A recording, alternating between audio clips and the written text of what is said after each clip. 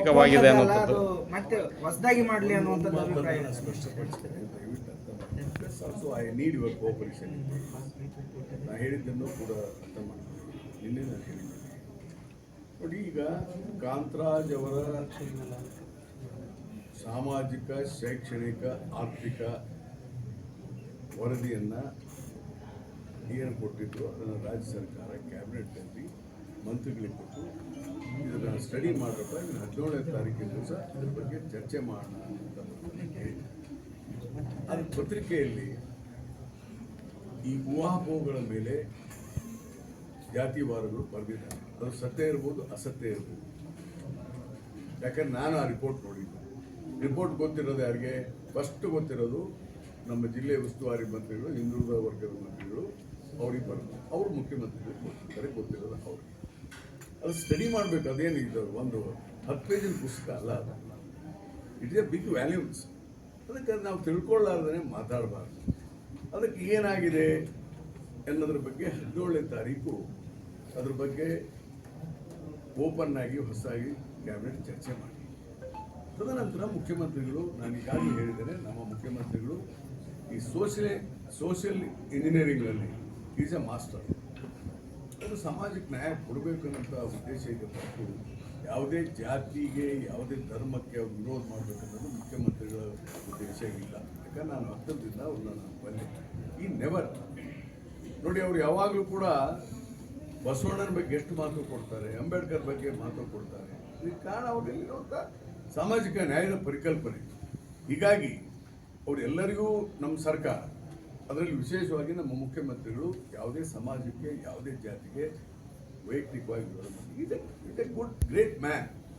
ಆದರೆ ಕೆಲವು ಸಂದರ್ಭದಲ್ಲಿ ಅವು ತಪ್ಪುಗಳು ಅರ್ಥೈಸ್ಕೊಳ್ತಾರೆ. ಏನು ನಾವೇನಾರ ಮಾತಾಡ್ತೀವಿ, ಏನಾರ ಅರ್ಥೈಸ್ತೀವಿ. ಹೀಗಾಗಿ ಯಾವುದೇ ಊಹಾಪೋಹಗಳಿಗೆ ಕೊಡೋದು ಬೇಡ. ಈ CCL ಜಗದ್ಗುರು ಹೇಳಿರ್ಬೋದು, ಬಿದ್ರಿಯವ್ರ ಜೊತೆ ನಾನು ಸ್ವತಃ ಮಾತನಾಡಿದ್ದೇನೆ. ಅವ್ರೇನು ಹೇಳಿದ್ದಾರೆ, ನಾವೇನು ಇದನ್ನು ಟೀಕೆ ಮಾಡ್ಲಿಕ್ಕೆ ಹೋಗಲ್ಲ, ಮಾಡ್ತೇವೆ. ಅದು ನಮಗೆ ಅನ್ಯಾಯ. ಹೌದು, ನೀವು ಹೊರನೋಟದಿಂದ ಯಾಕೆ ಮಾತಾಡ್ತೀರಿ? ಶ್ಯಾಮನೂರು ಶಿವಶಂಕರ್ ಹೇಳ್ಬೋದು. ನಾನು ನಿನ್ನೆ ಹೇಳ್ತೇನೆ, MP ಪಾಟೀಲರು ಹೇಳಿದ್ದಾರೆ, 1 ಕೋಟಿ ಸುಮಾರಿಗೆ ಲಿಂಗಾಯತ ಜನ ಕರ್ನಾಟಕದಲ್ಲಿ ಇದ್ದಾರೆ.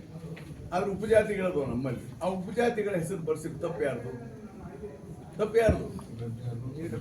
ಯಾರೇ ಇರಲಿ, ನಾವು ಬರೆಸ್ಬೇಕಲ್ಲ. ಅದನ್ನ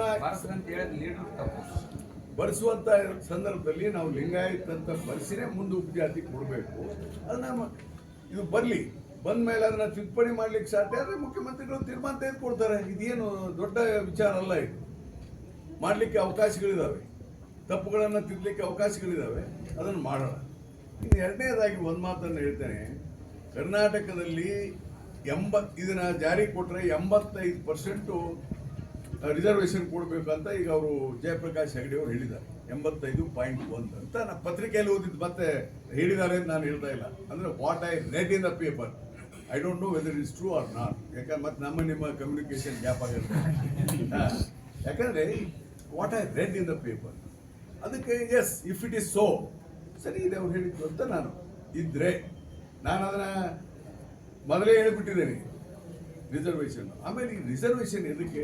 ಶೈಕ್ಷಣಿಕ ಮತ್ತು ನೌಕರಿಗಾಗಿ. ಇದರಿಂದ ಎಷ್ಟು ಪ್ರಮಾಣದಲ್ಲಿ ನೌಕರಿ ಸಿಗುತ್ತೋ ಬಿಡುತ್ತೋ ಗೊತ್ತಿಲ್ಲ. ಯಾಕೆಂದರೆ ನೌಕರಿ ಇರೋದೇ ಕೇವಲ 7,10,000 ಮಾತ್ರ ಎಲ್ಲಿ? ಕರ್ನಾಟಕದಲ್ಲಿ. ಆ 7,10,000ದಲ್ಲಿ 3-3.5 ಲಕ್ಷ ಬರೀ ಕನ್ನಡ ಶಾಲೆ ಮಾತ್ರ ಇದ್ರ ಟೀಚರ್ ಇಲ್ಲ. ಹೀಗಾಗಿ ಎಷ್ಟೋ ಮಟ್ಟಿಗೆ ಸ್ವಲ್ಪ ಅನುಕೂಲ ಆಗ್ತದೆ, ಕೆಲವು ವರ್ಗಕ್ಕೆ ಇದಾಗ್ತದೆ. ಈಗ ಲಿಂಗಾಯತರಿಗೂ ಕೂಡ 3B ಕೊಟ್ಟಿದ್ದಾರೆ. 2A 3B ಏನು ವ್ಯತ್ಯಾಸ ಇಲ್ಲ. 2B 3A ಏನು ವ್ಯತ್ಯಾಸ? 2A 15% ಇದೆ, ಅದರಲ್ಲಿ ಹಿಂದುಳಿದ ಜಾತಿಗಳು ಸಾಕಷ್ಟಿದ್ದಾವೆ. ಅಲ್ಲಿ 8 ಲಕ್ಷ ಕಟ್ ಆಫ್ ಇದೆ, ಏನೋ ಇನ್ಕಮ್.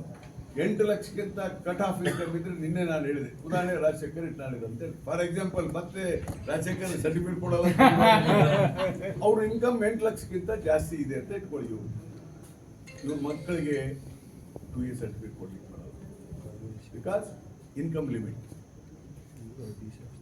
ಇದು ಎಲ್ಲ ಇವನ್ 3B ನಲ್ಲೂ ಲಿಂಗಾಯತರಿಗೂ ಅಷ್ಟೇ 8 lakh is a cut off. ಇವ್ರಿಗೇನು ಸ್ಪೆಷಲ್ ಇಲ್ಲ. Only for SC ST there is no income limit.